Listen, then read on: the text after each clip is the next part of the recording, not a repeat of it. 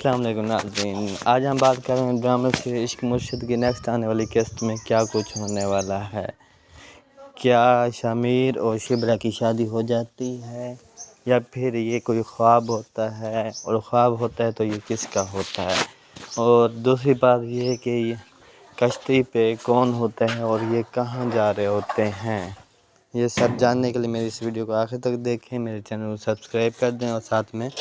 Bell icon کا button بھی press کر دیں۔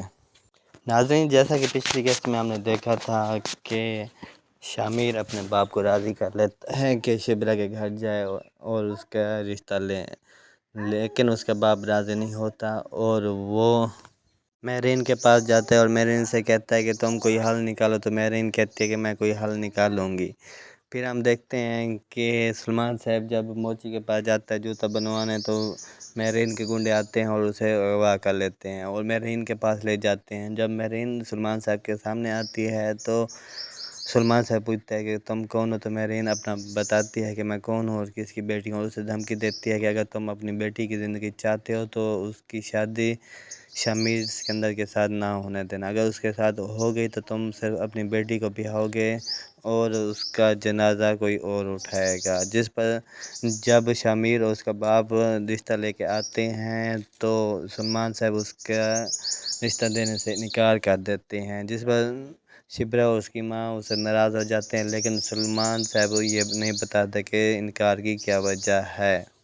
دوسری طرف شمیر بھی سلمان صاحب کے انکار سن کر بہت زیادہ ڈس ہارٹ ہو جاتا ہے، کیونکہ اس نے بڑی مشکل سے اپنے باپ کو راضی کیا ہوتا ہے۔ لیکن شمیر کہتا ہے کہ جب تک آپ ہاں نہیں کرو گے میں یہاں سے نہیں جاؤں گا، اور وہ اس کے دروازے پر بیٹھا رہتا ہے،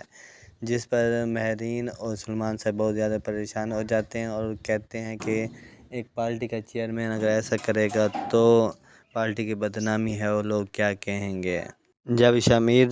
شبرا کے گھر دوبارہ جاتا ہے تو شبرا اسے کہتی ہے کہ تم میری ہر بات مانتے ہو، اس لیے میں تم سے ریکویسٹ کرتی ہوں کہ میری یہ بات بھی مان لو کہ تم یہاں سے اب چلے جاؤ اور مجھے کچھ ٹائم دے دو۔ تو ناظرین، اب ہم بات کرتے ہیں ڈرامہ سے عشق مرشد کی نیکسٹ آنے والی قسط میں کہ شبرا یہ خواب دیکھ رہی ہوتی ہے کہ وہ دلہن بن کر شمیر کے گھر گئی ہوتی ہے اور شمیر اس کے پاس آتا ہے، تو وہ دونوں بہت زیادہ خوش ہوتی ہیں۔ دوسری طرف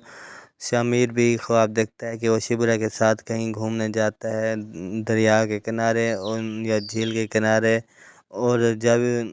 شمیر یہ خواب دیکھتا ہے تو بہت زیادہ خوش ہوتا ہے، لیکن حقیقت میں ایسا کچھ نہیں ہوتا، کیونکہ اتنی جلدی شمیر اور شبرا کی شادی نہیں ہوگی۔ اگر اتنا جلدی شادی ہو جاتی ہے تو مطلب یہ ہے کہ ڈرامہ اینڈنگ پہ ہے،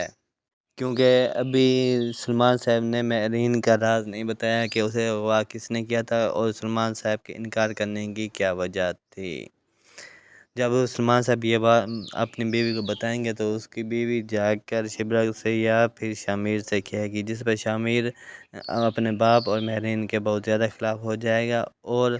پارٹی فنڈنگ کا مسئلہ آئے گا، جس پر شمیر کہے گا کہ مجھے کچھ فرق نہیں پڑتا کہ پارٹی میں کیا کچھ ہو رہا ہے، لیکن مجھے جو چاہیے میں نے وہ حاصل کرنا ہے، تم لوگ جو کچھ کرنا ہے کر لو، لیکن میں نے شادی کرنی ہے تو شبرا کے ساتھ کروں گا، اور مہرین کو غصے سے گھر سے بھی نکال دے گا کہ تم نے ایسا کرنے کی جرات کیسے کی۔